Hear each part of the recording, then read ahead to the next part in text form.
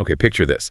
The clock is ticking, your heart is absolutely pounding, and you get that familiar knot, the anxiety tightening in your stomach because you're feeling behind again, just rushing to make it to your next thing. Yeah, or maybe you're on the other side of that. You're the one waiting, watching the minutes creep by, feeling that slow burn of frustration and, well, let's be honest, that undeniable sense of being disrespected. I think we've all been there, haven't we? Caught in that cycle. Either the one always running late or the one, patiently or maybe not so patiently waiting. It's such a common experience, right? But what if we told you that beyond just the obvious inconvenience, maybe the fleeting discomfort, chronic lateness might be costing you way more than just a few minutes? More than just minutes. How so? Well, research suggests a pretty significant chunk of the population, maybe up to 20%, consistently struggles with being on time. And the repercussions, they just ripple outward, impacting, well, everything. Your career path, your finances, even your mental health, and the very fabric of your closest relationships. Wow, okay. So this isn't just about, setting your alarm a bit earlier. Exactly. It's about a much deeper shift, really. A profound shift in how you see and interact with time itself, and as a result, how you interact with yourself and everyone around you. That's a really powerful way to put it, and it definitely hits home. So today on the deep dive, we're not just going to scratch the surface here. Yeah. We're diving deep, really deep into the honestly fascinating world of punctuality. We want to look at it not just as, good manners or some kind of social rule, but as a crucial, foundational habit. Yeah, one with really deep roots in our psychology, our mental health, and just our overall well-being, both personal and professional. Right. And we've gathered a whole lot of insights for you. Everything from the latest research by productivity experts and clinical psychologists, all the way to those very real, sometimes raw experiences shared by people wrestling with this exact challenge. So our mission today is to really unpack why. Why do so many of us struggle to be on time? We want to shine a light on those often hidden costs of being late all the time, costs that go way beyond just being a few minutes behind schedule. And most importantly, we want to equip you with actionable strategies and some hopefully profound insights. The goal is to help you build lasting habits for punctuality, making sure you respect not just your own precious time, but also the invaluable time of others. think of this deep dive as maybe your shortcut. A way to understand all the complex things going on behind being on time, turning those aha moments, those flashes of self-awareness into practical steps you can take right away for real change. Real lasting change, that's the aim. Okay, so with that vivid picture painted of the consequences, it becomes crystal clear. Punctuality matters a lot, far beyond just being polite. So let's dive into just how deep those ripples go. Let's explore the personal, the relational, and the professional fallout from chronic lateness. Let's do it, because it really does start with a very real, often quite intense personal toll. When you're chronically late, that immediate feeling is just frantic scrambling, isn't it? Totally. You arrive all flustered. Exactly. Flustered, maybe insecure, definitely anxious, and already racing before you even walk in the door. And this isn't just like a fleeting thing. This internal chaos becomes almost a pervasive state. And it reflects directly in how you act, right? It affects your performance. It diminishes your presence no matter what situation you're walking into. Yeah, I can imagine trying to give a presentation when your heart's still pounding from running there, or trying to focus in a meeting when your mind is just replaying the traffic nightmare. Precisely. There's that constant worry, that pervasive anxiety, this feeling of always being behind or hurried. And it's not just external pressure we're talking about. It's a significant physiological stress response. Like inside your body. Yes. Your body is reacting to that perpetual rush. It leads to elevated cortisol levels, that stress hormone. You're basically in a constant state of low-grade fight or flight. And over time, that profoundly impacts your mental and emotional state. It wears you down. And it absolutely doesn't stop with you, does it? This internal chaos. It just ripples outward. It creates some pretty significant relational strain. Oh, definitely.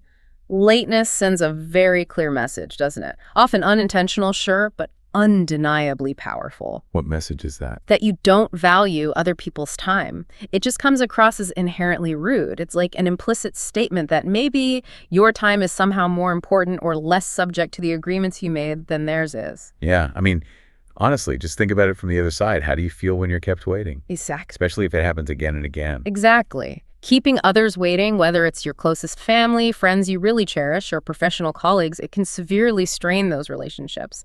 People start to anticipate your lateness. They almost begin to expect it. And that expectation itself is damaging, right? It is, because when expectations are consistently unmet, it unfortunately diminishes their perception of your reliability. It just chips away at trust. People start wondering, can I really count on this person in other areas too, not just for showing up on time? It casts doubt on everything else. It can. It can lead to this sense of disrespect, resentment, maybe feeling undervalued. And slowly, it erodes the very foundations of those vital connections. Your word, your commitments, even your genuine affection. It can all start to be seen through the lens of your tardiness. Wow. Okay, and when we shift focus to the professional world, the consequences of chronic lateness can be, well, quite profound. Maybe even surprising to some people. What are some of the most critical areas where punctuality can really make or break a career? Well, one of the most immediate and impactful areas is first impressions. It almost goes without saying, really, but arriving late for a job interview is, in most professional settings, just not okay. A deal breaker for many employers, I imagine. Absolutely. We've heard countless examples from recruiters and hiring managers who say that some employers, quite understandably, will refuse to even interview a candidate if they're just a minute or two late. Just a minute or two. That's harsh, but I get it. It immediately signals a lack of organization, maybe a lack of seriousness, and definitely a lack of respect for the opportunity and the interviewer's time. It's not just about politeness, it's signaling your respect for the whole system, for the people involved. And that extends beyond just the initial interview, right? I can see it having a huge impact on initial business meetings, too. Oh, completely. Imagine you're trying to negotiate a critical deal or maybe forge a new partnership, and the person you're meeting walks in 10 minutes late, maybe flustered, maybe unapologetic. What's your immediate gut feeling? My trust level would plummet. I'd be wondering if they could handle the details of a complex deal if they can't even manage their arrival time. Exactly. Would you trust them to stay organized, committed, detail-oriented throughout a potentially complex business relationship? Probably not. So a seemingly harmless bad habit can, quite literally, ruin a potential business relationship before it even gets off the ground. So it's not just about what you know, it's about how reliable you seem. How much you respect the process. Precisely. Your reliability, your respect for their time, it speaks volumes. Which immediately impacts that perception of competence and reliability then. Like you said, if you're consistently late, it signals a lack of self-control. Yeah. It might even be seen as demonstrating incompetence, right? A failure to manage your own basic schedule. Absolutely. And on the flip side, punctual employees are consistently seen as more dependable, more consistent, definitely more organized. They just give off this aura of professionalism and readiness that really sets them apart. Okay, so beyond individual perception, how does chronic tardiness hit the wider workplace, like team productivity and morale? This is a big one. Picture this. You have a team meeting set for 9 a.m. sharp. If one or two members consistently drift in at 9:05, maybe 9:0, everyone else is just sitting there waiting. Wasting time, collectively. Exactly. That's 10 minutes of collective lost productivity, multiplied by every single person who is on time. It completely disrupts the workflow for the entire team. And very often, it forces the punctual team members to repeatedly cover for their delayed colleagues, maybe by catching them up or delaying the start. Which must breed resentment. Huge tension and resentment. Those who are consistently on time can feel really undervalued, disrespected. It dampens overall morale. It makes the environment less collaborative, less efficient, simply because the team isn't working cohesively. It creates friction. And it doesn't just stay within the team, does it? It affects the company's external image, too, and even your own leadership potential. For sure. Every employee, in a way, is an ambassador for the organization they represent. If someone is chronically late to client meetings or consistently misses internal deadlines that affect others, it reflects poorly on the entire company. Clients might lose confidence. Exactly. They might decide your company just isn't reliable enough for their business. And that unfavorable reputation can spread maybe through word of mouth, leading to fewer referrals and, ultimately, less business. And for your own career track. Being seen as unreliable can be a massive barrier. It can prevent career advancements, stop you from being included in important, high-stakes projects, simply because nobody wants to risk putting someone on a critical path who's likely to miss a deadline or hold up the team. It makes you seem like a liability. That's a serious blocker. Yeah. And what about the actual financial costs? You mentioned them earlier. Are they really that significant? They are staggering and often hidden in plain sight. Let's just quantify this for a second. An employee who is just 10 minutes late. every single day. Over the course of a year, that adds up to the equivalent of a fully paid week of vacation that the company gets absolutely no productivity from. A full week, just from 10 minutes a day. Yep. 5 full work days of lost productivity for which they are paying that employee's salary. Now, imagine scaling that across an organization with hundreds, maybe thousands of employees.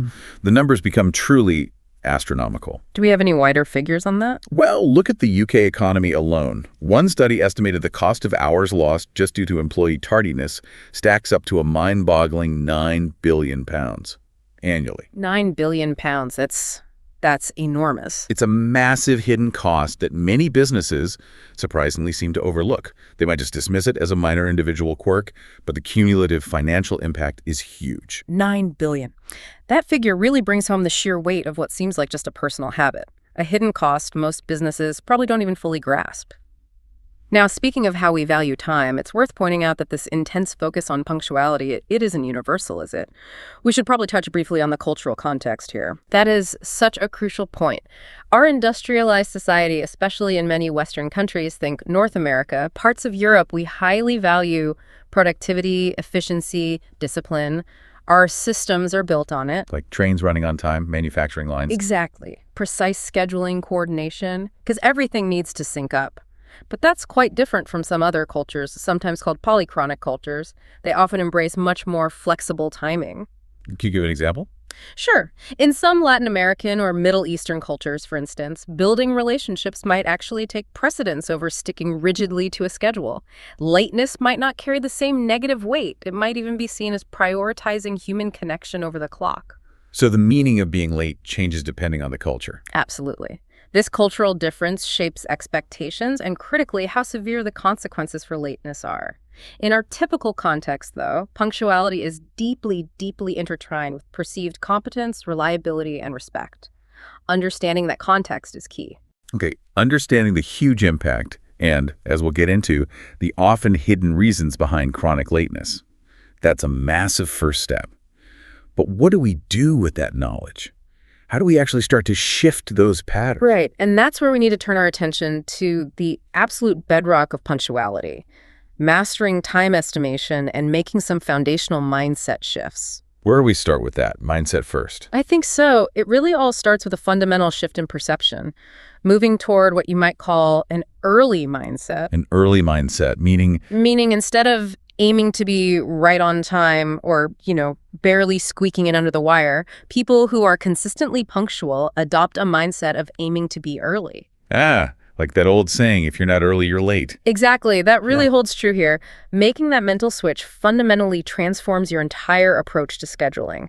It automatically builds in that crucial buffer against the unexpected. It turns what used to be a mad dash into a calm, controlled arrival. You're essentially giving yourself the gift of breathing room, peace of mind. Yeah, I'm reminded of that pretty stark wisdom from the TV show The Wire.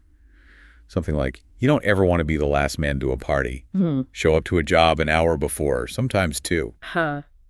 While that might be a bit extreme for everyday life, Definitely extreme.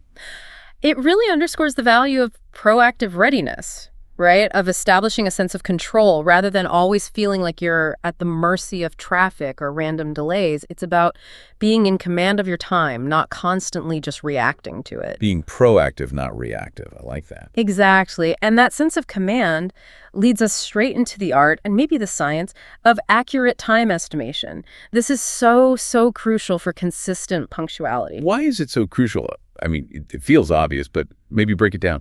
Well, think about it. Yeah. If you don't have a realistic idea of how long something actually takes, how can you ever plan effectively? It's like you said earlier, it feels like flying blind. Yeah, you're just guessing, and probably guessing wrong. Right. Accurate time estimation is the foundation for effective planning, for allocating your resources wisely, time, energy, focus for budgeting, for monitoring your progress, and for clear, honest communication with others about timelines. It's the bedrock for avoiding feeling rushed, overwhelmed, or perpetually behind schedule. Without a realistic grasp of time, you are flying blind, constantly surprised by how long things take or how quickly those minutes just disappear. Okay, so when we're trying to get better at estimating time, what are the key factors we really need to be consciously thinking about? There are several really critical factors to integrate. First, pretty obviously, task difficulty. More complex tasks, they just naturally demand more time. You absolutely need to break them down into smaller, more manageable pieces to estimate accurately. Don't try to estimate a huge project in one go. Makes sense. What else? Second, your experience level. Have you tackled something similar before? If yes, use that past data. If it's a totally new task for you, you must build in extra time specifically for the learning curve, for potential problem solving, for those inevitable unexpected hurdles. Good point. Underestimating the learning curve is common. Very common. Third, available resources. Be honest. Do you genuinely have everything you need? All the equipment, the software, the information, the right people available? Lacking any critical resource will inevitably slow things down. Right. Don't assume everything will just be there. Fourth, potential roadblocks or obstacles. This is where you actively plan for the unexpected. Think about potential technical glitches, communication delays, interruptions from colleagues or family, even just bad weather. This is precisely where that time cushion we mentioned earlier becomes absolutely critical. You have to expect the unexpected. Assume something will go wrong. Pretty much. And finally, deadlines and other commitments. Be brutally realistic about how much time you genuinely have available in your day or week, factoring in absolutely all your existing responsibilities and appointments. Don't pretend you have more bandwidth than you do. That's a really solid checklist. Yeah. But, okay, for someone who knows they consistently underestimate time, how can they systematically get better at it? Is there like a structured approach that works? Yes, absolutely. Here are 6 practical steps anyone can take to really refine their estimation abilities. Step 1, break down tasks. This is the first and, honestly, the most vital step. Take any complex task and divide it into the smallest, most manageable components you can. So instead of clean the kitchen, think clear counters, load dishwasher, wipe surfaces, sweep floor, mop floor. See? Yeah, much less daunting. Exactly. It makes estimation less overwhelming because you're not trying to guess the duration of some huge, vague task. Step 2, estimate each component. Now, assign a realistic time estimate to each of those tiny steps. Consciously think about its complexity and your actual experience doing it. For real accuracy here, I strongly recommend using a time tracking app for maybe a week or 2 just for your common routines. The data you gather will be gold. Okay, track it first to get real data. Then what? Step 3, sum component times. Just add up all your individual estimates. This gives you a theoretical overall task duration, basically. The absolute minimum time required if everything goes absolutely perfectly, which it rarely does. Like the best case scenario. Exactly. Which leads to step 4, pad the estimate. This is the crucial step that turns that theoretical, optimistic estimate into a realistic one. You always need to add extra time for unforeseen issues, interruptions, or just the natural friction of life. That general rule of thumb we talked about. Add 25% to your initial estimate. The 25% buffer. Yes, if a task estimate comes out to 30 minutes, plan for 40. This buffer absorbs those minor disruptions without sending your whole schedule into a panic. It's the antidote to what psychologists call the planning fallacy, our tendency to be overly optimistic about how long things take. Okay, estimate, add the buffer. Then. Step 5, review and adjust. After you have your padded estimate, take a critical, honest look. Ask yourself, am I still being too optimistic here? Are there any obvious bottlenecks I haven't accounted for? Could I optimize any part of this? This self-assessment is key to stopping wishful thinking from derailing your plans before you even start. Be honest with yourself. Brutally honest. And finally, step 6, monitor progress and learn. This is a continuous feedback loop. After you do the task, track how long it actually took versus your estimate. Where did you go wrong? What went right? Why was there a difference? This feedback is absolutely essential for improving future estimations. You're gradually training your internal clock to be much more accurate. That 25% rule really does sound like a potential game changer for so many people. It's that buffer that saves you from the constant panic, right? That feeling of always being rushed. It really is. It builds in resilience to the minor bumps in the road. Now, you also mentioned a method for more complex scenarios, 3-point estimation. Can you unpack that a bit more for us? Yeah, absolutely. The 3-point estimation method is a really powerful tool, often used in project management, but super useful personally too. It's specifically designed to account for uncertainty, which is, let's face it, inherent in most real-world tasks. How does it work? It moves beyond just a single guess by forcing you to consider 3 different scenarios for any given task or project. First, the optimistic O estimate. This is your absolute best case scenario. Everything goes perfectly smoothly, no hitches, no unexpected delays. It's the fastest possible time you could realistically complete it. Okay, the dream scenario. Pretty much. Second, the most likely M estimate. This is what you genuinely, realistically expect to happen based on your past experience and typical conditions. It's the duration you think is most probable. The normal time. Exactly. And third, the pessimistic P estimate. This is your worst case scenario. Here, you account for all the potential problems, major roadblocks, significant delays, maybe the scope creeps a bit. It's the longest you could reasonably anticipate the task taking if things go pretty badly. Okay, so you come up with these three numbers. Yeah. Optimistic, most likely pessimistic. O, M, P. Then what do you do with them? How do you combine them into one useful estimate? You use a specific weighted average formula. It gives more weight, more importance to the most likely scenario because that's often the most realistic anchor.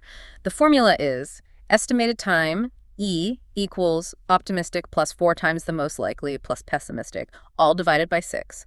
So E equals plus 4M plus P6. Okay. O plus 4M plus P6. Can we walk through a quick example? Sure. Let's keep it simple.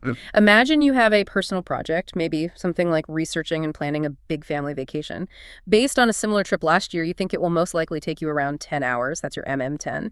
But if you get really focused and find all the info quickly, maybe you could knock it out in 7 hours. That's O equals 7.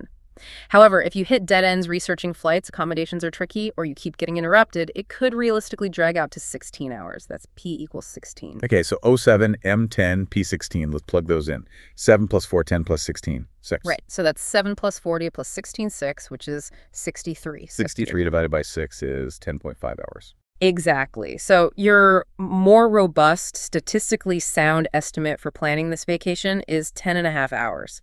Even though your most likely guess was 10, this method nudges it up slightly by factoring in the potential for things to go wrong.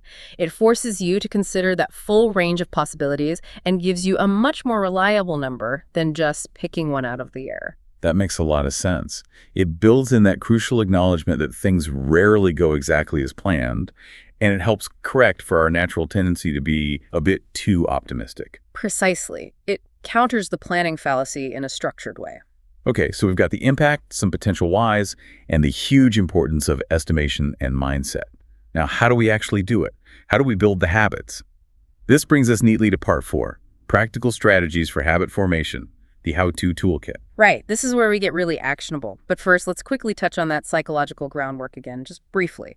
You're probably familiar with the idea of the habit loop, maybe from Charles Duhigg's work. The cue, routine, reward cycle. That's the one, that potent cycle. A cue or trigger, which prompts a routine, the behavior itself, which then leads to a reward that reinforces the whole loop, making you want to do it again. What's fascinating is how this exact loop can subtly lock us into patterns of tardiness. How so? Give me an example for lateness. Okay, think about it. Your cue for being late might be that feeling of having just enough time before you need to leave. The routine might be deciding to check just one last email or scroll social media for a minute. And the reward, maybe it's a fleeting sense of completion on that email or a tiny dopamine hit from the phone, even as it ultimately leads to the stress and anxiety of being late. So the immediate reward of the distraction outweighs the future pain of lateness in that moment. Often, yes. So the key is we need to consciously disrupt that specific loop and deliberately build new ones that lead to punctuality. Makes sense. And people always want to know, how long does this actually take to form a new habit? I hear all sorts of numbers thrown around, 21 days, 30 days. Is there a magic number? That's such a common question, and it's really important to set realistic expectations here. There is definitely no magic fixed number. It varies hugely. Okay. Studies show it takes, on average, about 66 days for a new behavior to start feeling automatic. But the range in those studies is enormous, anywhere from as little as 18 days for really simple habits up to a whopping 254 days for more complex ones. Wow, 254 days. It's like 8 or 9 months. Exactly, which really highlights the absolute need for patience and persistence. It's a gradual process, not some overnight switch. The power of repetition is absolutely key. Automaticity, that feeling where a behavior just happens without you having to think too hard about it, increases with consistent repetition, ideally in a consistent context. So doing the new thing over and over again in the same situation. Precisely. Old habits are so hard to break because they're literally imprinted in our neural pathways. But the good news is, new ones can form just as powerfully through deliberate, consistent practice. You're carving new pathways. Okay, so armed with that understanding about habits, let's dive into the core strategies for punctuality. What's the first really tangible tip we can put into action? All right, strategy 1, saying no to last-minute requests. This is a huge one and often completely overlooked. People frequently find themselves running late simply because they struggle to decline unexpected requests that pop up right when they need to be walking out the door. Like what kind of requests? Oh, it could be anything. Your child suddenly remembering they need help with homework right now, your partner asking you to find something they can't locate, or maybe your boss pings you with an urgent email that feels like it demands an immediate reply just as you're packing up. Yeah, those just a second, things that are never just a second. Exactly. The solution here is to be proactive. Set clear boundaries ahead of time. You could maybe tell people earlier, hey, just so you know, I need to leave sharply at 5 p.m. today. Or you could ask preemptively, does anyone need anything from me before I head out in 15 minutes? Giving them a heads up. Yes.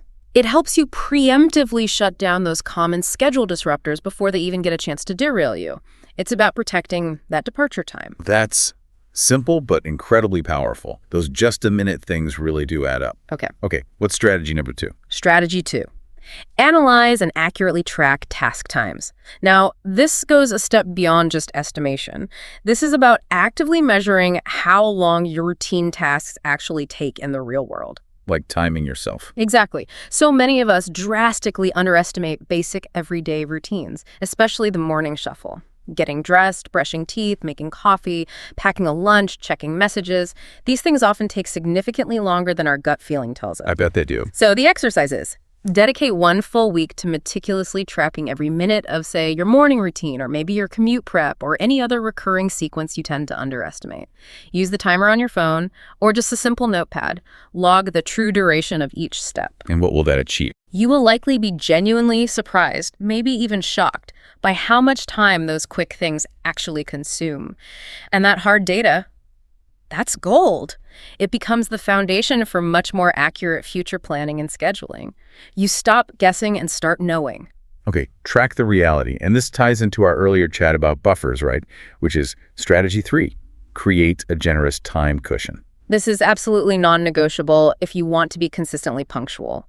The reality is, unexpected stuff will happen. You'll spill coffee on your shirt. There'll be a surprise traffic jam. A sudden downpour slows everything down. Yeah. Your kid's school calls. Life throws curveballs constantly. It certainly does. Punctual people don't just allocate enough time, they allocate additional generous time. They plan for the unexpected. And that rule of thumb we keep mentioning, always add at least 25% to your time estimate for any activity or travel segment. So if getting ready takes 40 minutes according to your tracking, plan for 50. Precisely.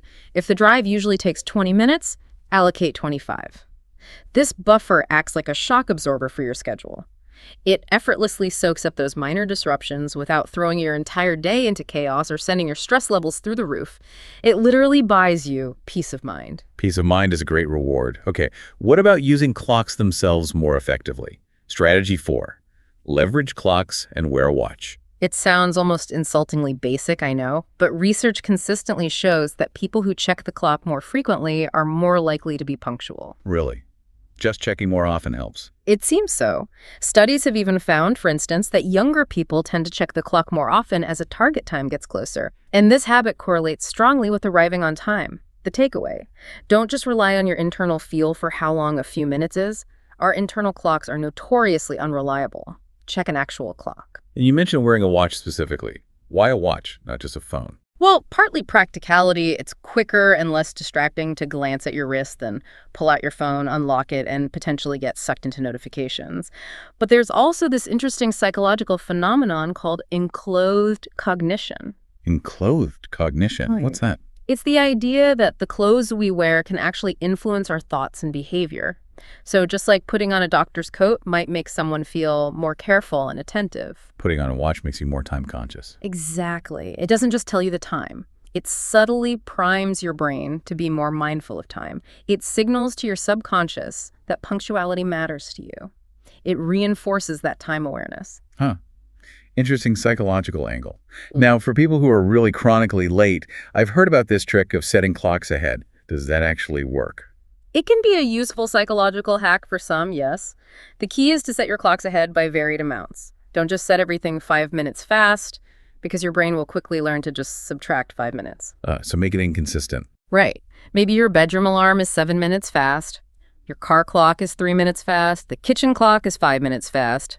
This keeps your brain guessing a bit and prevents it from easily calculating the real time. It just subtly nudges you earlier. There are even apps, like the procrastinator's clock, that set themselves ahead by random increments each day. That's genuinely clever. Okay, next strategy, number 5. Underschedule yourself. Be realistic, not overly optimistic. This hits at a core issue for many latecomers. People who are constantly late often tend to overestimate their own capacity. They try to cram far more into a day or a week than is humanly possible. They're overly optimistic about what they can achieve. The classic overcommitment problem. Exactly. So the strategy here is actually counterintuitive for high achievers. Consciously reduce the number of time-contingent tasks, deadlines, and appointments you take on. Be more selective. They know more often. Yes. Practice delegating tasks where you can. And learn to say a polite but firm no to non-essential projects or commitments that would stretch you too thin. The goal here is to give yourself breathing room, to allow yourself to actually get the hang of being on time with a manageable schedule. Make it feel achievable, not like a constant, frantic race you're doomed to lose. It's about building consistent small wins and boosting your confidence. Reduce the load to increase the success rate. Makes sense. Okay, this next one. This hits home for a lot of us, I think. Strategy 6. Combat just one more thing. Syndrome. Oh, the siren song of just one more thing. It's such a common and insidious pitfall. You're literally about to leave, keys in hand, coat on, and then you notice one last thing. Like watering that slightly droopy plant. Or answering the phone that starts ringing right then. Or firing off just one more quick email, or tidying that little pile of papers on the desk, and suddenly those just one more minutes mysteriously evaporate, and bam, you're running late again. It's like a magnetic pull. How do you fight it? There's a great strategy called the SWEET strategy. It stands for Stop Working on Everything Else Time. Sweet time. I like it. How does it work? You calculate your personal sweet by figuring out the exact moment you need to stop whatever task you're currently doing and start your transition to leave. This calculation needs to include enough time for that next set of actions, like gathering your bag, putting on shoes and coat, walking to the car or bus stop. Okay, so you work backwards from your departure time. Exactly. And then you set a dedicated, non-negotiable alarm for this precise sweet time. Think of it as your tools down alarm. A tools down alarm. Love that framing. And critically, also set a warning alarm maybe 10, 15, even 30 minutes before your sweet alarm. This warning prompts you to start consciously wrapping things up, finishing critical steps, and only engaging in tasks that are easily droppable when the final alarm goes off. So you're preparing for the hard stop. Yes. Because the discipline here is paramount. When that final leave time or sweet alarm arrives, you stop immediately. No negotiating. You grab your things and you physically walk out the door. Even if you feel that incredibly powerful urge for just one more task, or you see a tempting notification pop up, you ignore it. If it's truly important, make a quick note to handle it later. But your absolute priority at that moment is to exit. It's about establishing a hard stop that you absolutely, unequivocally honor. That sounds like it requires some serious, almost ruthless self-discipline at first. It does initially, yes, but it gets easier as it becomes a habit. Okay. Now, what about the sheer volume of things on our plates? Yeah. Those ever-growing to-do lists that often feel completely overwhelming and seem to set us up for failure. Which brings us to strategy 7. Be brutal with your to-do list. Prioritize relentlessly. An unrealistic, overstuffed schedule is just a guaranteed recipe for feeling stressed, overwhelmed, and constantly running late. The Eisenhower Matrix is a classic, fantastic tool for tackling this. It helps you categorize every task based on 2 simple dimensions: urgency and importance. Right, the urgent important matrix, quadrant 1, 2, 3, 4. Exactly. You probably know the structure, but the real power for boosting punctuality lies in its ruthless, honest application. Let's quickly recap. These are tasks that are both urgent and important.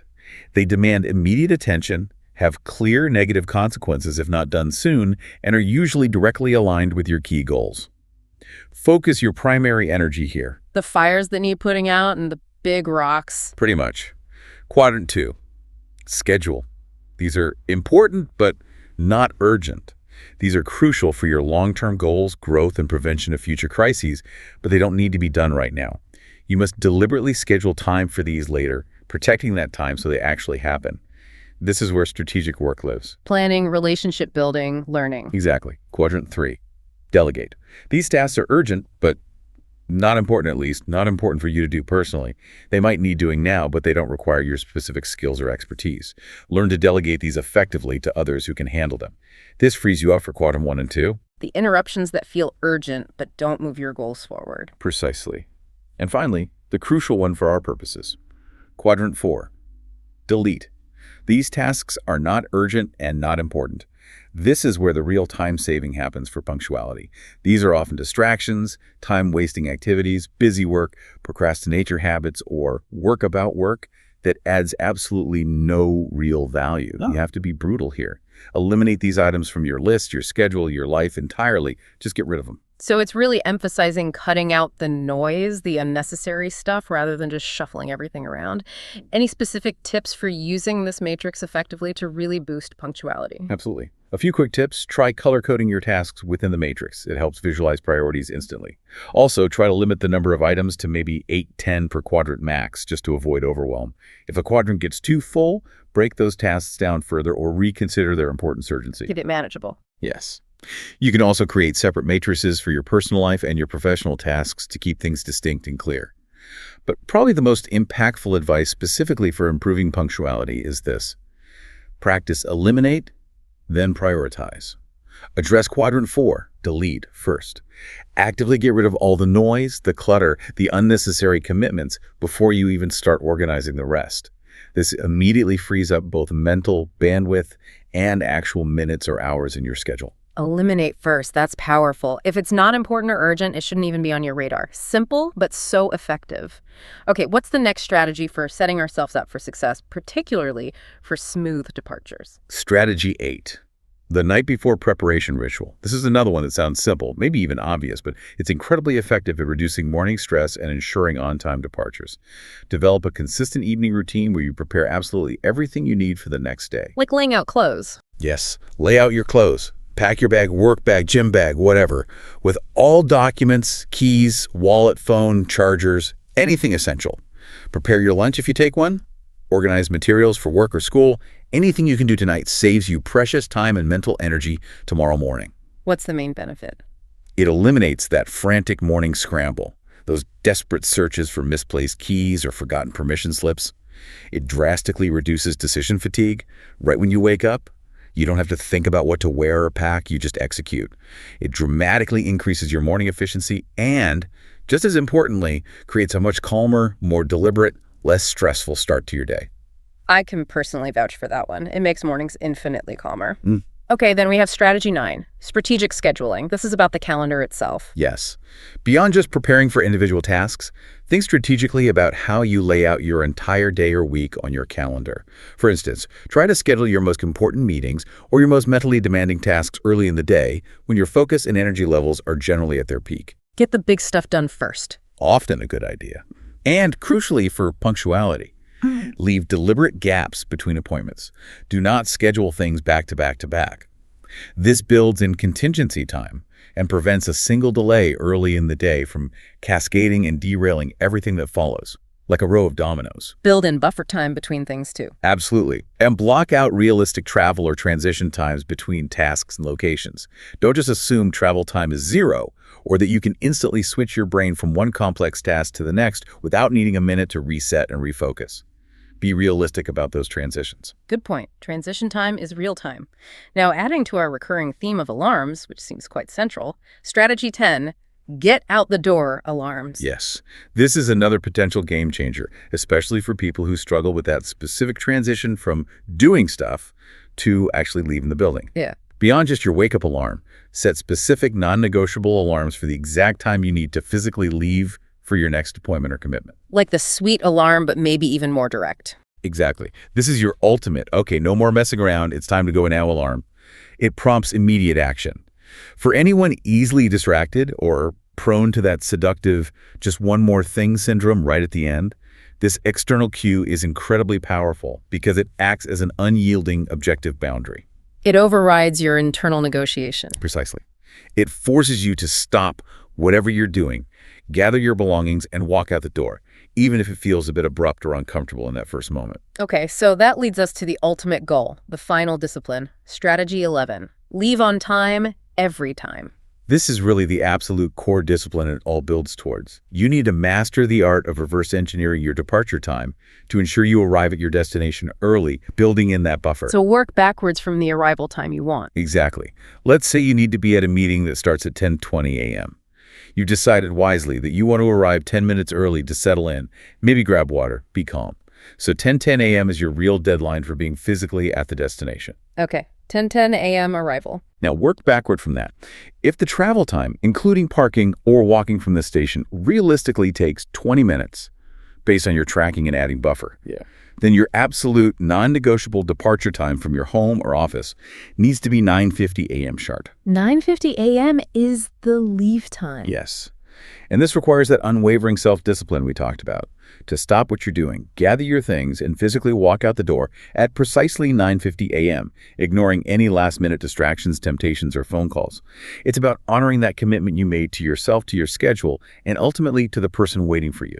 It's respecting the clock and the commitment. So it really comes down to making that commitment to yourself, calculating the time ruthlessly, and then following through with absolute discipline. Wow. That's a seriously powerful toolkit for getting yourself on track. Now, how do we make sure this actually sticks? How do we sustain it? This brings us to part 5, sustaining punctuality and fostering deeper self-awareness. Right, because starting is one thing, sustaining is another. And this goes directly back to some of those psychological roots we touched on earlier, particularly for people who might unconsciously like the rush of a deadline. We need to actively address and consciously break the rush addiction. The adrenaline junkies of lateness. Kind of. If you recognize that pattern in yourself, consistently delaying until the very last minute, feeling most alive when racing against time, then you need to consciously practice calming techniques when you feel that urge to delay. Maybe deep breathing, maybe a quick mindfulness exercise. Why? What does that do? It directly targets that underlying stimulation-seeking behavior. It helps you learn to find a different kind of satisfaction, the calm satisfaction of preparedness, the control that comes from being early rather than relying on those adrenaline spikes from last-minute heroics. It's about actively rewiring your brain's reward system. Finding calm rewarding instead of chaos. Interesting. And sometimes maybe we need a sharper reminder of what's truly at stake. You mentioned we should remind ourselves of the consequences. Yes, using negative reinforcement strategically, but importantly, gently. This isn't about beating yourself up or wallowing in guilt. It's about clarity. Consciously, deliberately recall the full spectrum of negative consequences that come from your lateness. Like what specifically? Think about the poor perception others might have of you, the very real strain on your most important relationships, the impact on your work performance or career prospects, the erosion of trust, and also the internal stress and anxiety you feel when you're always rushing. Visualizing those uncomfortable outcomes and truly feeling their impact can be a surprisingly powerful deterrent and a consistent motivator for putting in the effort to change. So it's not about dwelling on the negative, but using it as fuel for positive action. Exactly. It's about understanding the real costs, clearly. Okay. And crucially, for any long-term change, you absolutely have to hold yourself accountable. This is completely non-negotiable for making any change stick. You need systems for self-monitoring. Regularly reflect on your progress. Maybe at the end of each week, ask yourself, how did I do with punctuality this week compared to last week? Where did I succeed? Where did I slip up? And why? How can you track that? You could do it through journaling, using a simple habit tracker app on your phone, or even by sharing your specific punctuality goals with a trusted friend, partner, or mentor who can provide supportive accountability, just checking in gently now and then.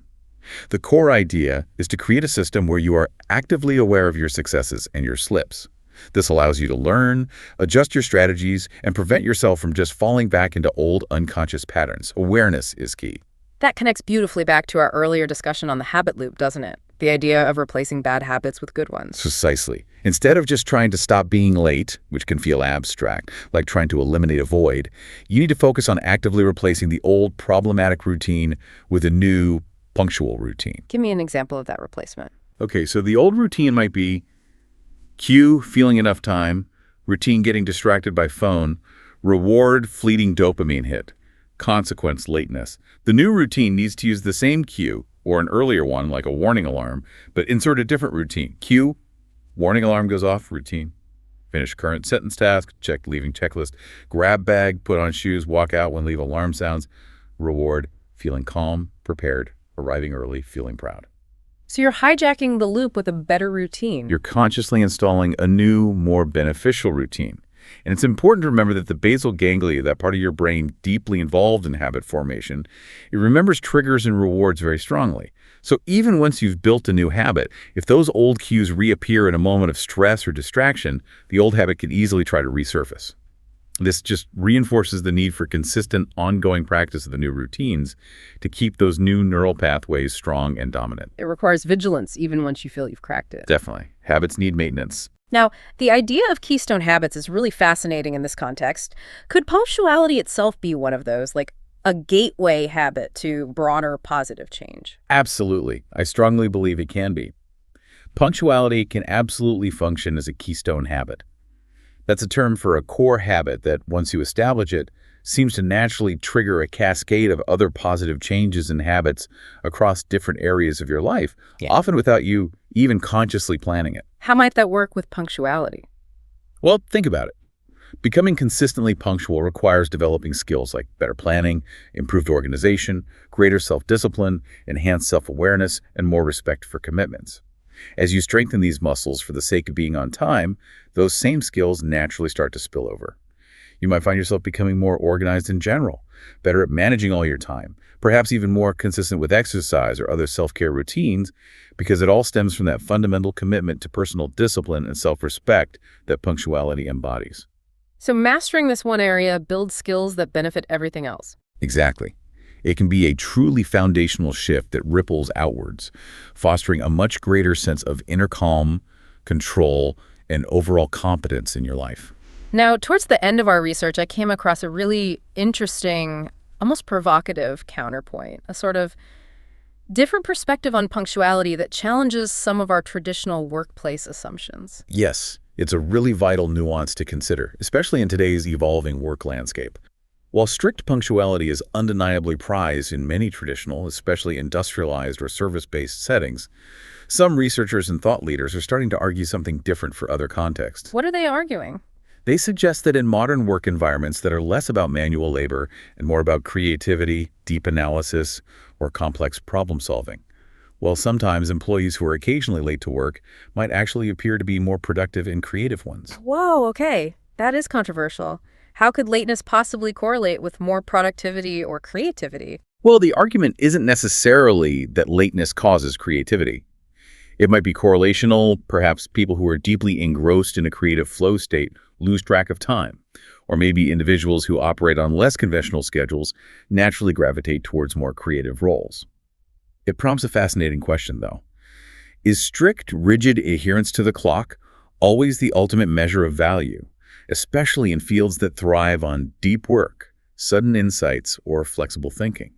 Or could a certain degree of flexibility sometimes foster different, perhaps even more valuable, types of output? That's a perspective that really challenges the time is money dogma, reminding us that context matters hugely. So if that might be the case in some situations, how could management use that insight? Could it change how they deal with tardiness?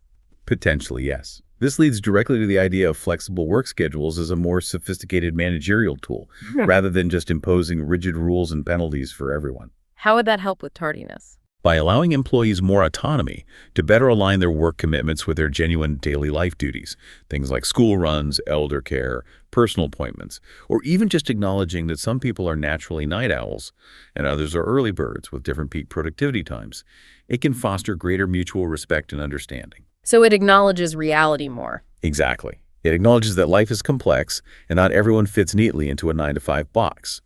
By reducing the unnecessary stress that comes from trying to force everyone into a rigid schedule, a more flexible approach can potentially improve overall output, boost job satisfaction and loyalty, and actually reduce chronic tardiness that stems from genuine life conflicts rather than disrespect or disorganization. It becomes about managing contribution and output, not just clock watching. Managing results, not just attendance. A much more modern approach for certain roles. Okay, and finally, a really critical point. When might someone need to seek professional support if they're really struggling with punctuality? Because listening to all this, it sounds like it can sometimes be much, much deeper than just not trying hard enough or needing a better alarm clock. You are absolutely right to emphasize that. If punctuality issues are deeply ingrained, if they feel chronic and seem completely insurmountable despite your absolute best efforts using all these strategies we've discussed, it is crucial to consider that they might be linked to underlying psychological factors. Like what kind of factors? Well, conditions like ADHD, for example, which often involves what's called time blindness, a genuine neurological difficulty in perceiving, tracking, and managing the passage of time accurately. Or it could be linked to pervasive anxiety, which might manifest as avoidance of certain situations, or even panic attacks related to travel or appointments, leading to delays. Depression, too, I imagine. Definitely. Depression often saps energy, motivation, and executive function, making even simple tasks like getting out the door feel overwhelming. Less commonly, but possibly, some individuals might subconsciously play a power game by making others wait, deriving a false sense of control. Or deep-seated self-esteem issues can hinder engaging in positive actions, including getting places on time. So if these strategies aren't enough, it might be a sign of something else going on. Exactly. And in those cases, seeking professional help, talking to a therapist, a counselor, or a doctor is absolutely the right step. They can help clarify the root causes, provide personalized strategies tailored to your specific situation, like cognitive behavioral therapy for anxiety or ADHD coaching, and offer a clear, supportive path towards lasting change and improved overall mental well-being. It is not a sign of weakness to seek help. It's a proactive, intelligent step towards greater health, happiness, and effectiveness in your life. That's such an important point to end on. Thank you. What an incredible, comprehensive deep dive we've had today. We've really journeyed through the intricate landscape of punctuality, haven't we? Revealing that it's just so much more than simply being on time. It really is. It's this complex interplay of our personal psychology, how we show respect for other people, our sense of professional integrity, and, of course, effective time management skills. It touches so many parts of our lives. We've definitely seen how chronic lateness carries these significant, often hidden costs, from that relentless personal stress and the real strain it puts on relationships, all the way to tangible impacts on your career trajectory and even the morale of entire teams. But crucially, we've also illuminated some of the diverse psychological roots behind chronic tardiness, everything from anxiety proneness to perfectionism to being an overachiever, offering that self-understanding, hopefully, as the absolutely crucial first step towards making real change. Because you can't fix a problem if you don't understand its cause. Absolutely. And we've equipped you, our listeners, with a really robust, actionable toolkit of strategies. Mastering the art and science of realistic time estimation, adopting that proactive, be early mindset, leveraging alarms and technology in smart ways, being truly ruthless with prioritizing your to-do list, and fundamentally understanding the profound power of habit formation itself. Ultimately, we hope it's clear that building habits for being consistently on time isn't just about efficiency. It's really an act of profound self-respect. And it's an unmistakable demonstration of respect for the world and the people around you. It's a skill, remember, that not some inherent trait you either have or don't have. A skill that can be learned. Exactly. And it's one that is built entirely through conscious effort, dedicated self-awareness, and consistent, persistent practice. By mastering punctuality, you not only reclaim genuine control of your own time, but you powerfully demonstrate your value and reliability to others. And perhaps most importantly, you unlock a greater sense of peace, professionalism, and inner calm in every single aspect of your life. So here's a final thought to leave you with. Consider this. If punctuality is such a clear outward reflection of how we truly value time, both our own irreplaceable time and the invaluable time of others, what might a truly punctual life look like if we consciously applied that exact same level of respect, precision, and mindful commitment to every other promise we make, to ourselves and to the world? What new opportunities might open up? What deeper, more trusting connections could be forged? What profound sense of inner calm and control might truly become available to you if punctuality shifted from just being a set of habits and instead became a foundational philosophy for how you choose to live your life? Something to definitely ponder. Join us next time on The Deep Dive as we explore another fascinating topic, helping you become even more well-informed and equipped to navigate life's challenges. Until then, keep digging deeper, keep asking questions, and keep making every moment count.